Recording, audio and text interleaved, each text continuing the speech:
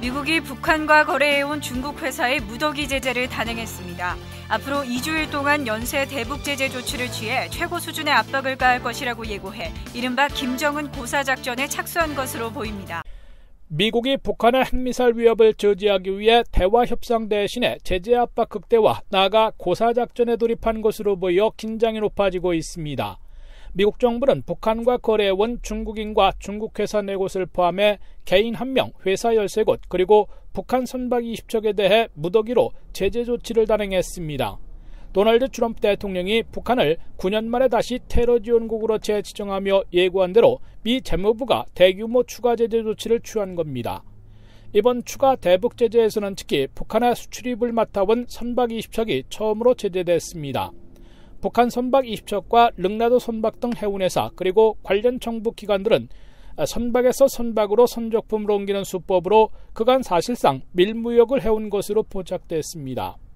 해외 노동자들을 송출해온 북한 인력회사도 블랙리스트에 올랐습니다.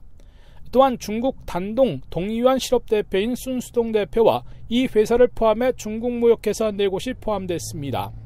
단동 동이완 실업과 순수동 대표는 수년 동안 북한에 2,800만 달러 상당의 자동차를 수출해왔을 뿐만 아니라 전기 기계, 심지어 핵 원자로 부품까지 보내온 것으로 포착됐고 북한의 대량 살상 무기 생산을 위한 전위 회사와도 연관을 맺어온 것으로 지목됐습니다. 중국 무역회사 3곳은 북한에 노트북과 석탄, 철광 등 상품을 6억 5천만 달러어치를 수출하고 1억 달러어치를 수입해온 것으로 드러났습니다. 이로써 트럼프 행정부는 출범 이래 6차례에 걸쳐 기간 46곳, 개인 49명, 선박 20척에 대해서 제재 조치를 취한 것으로 집계됐습니다.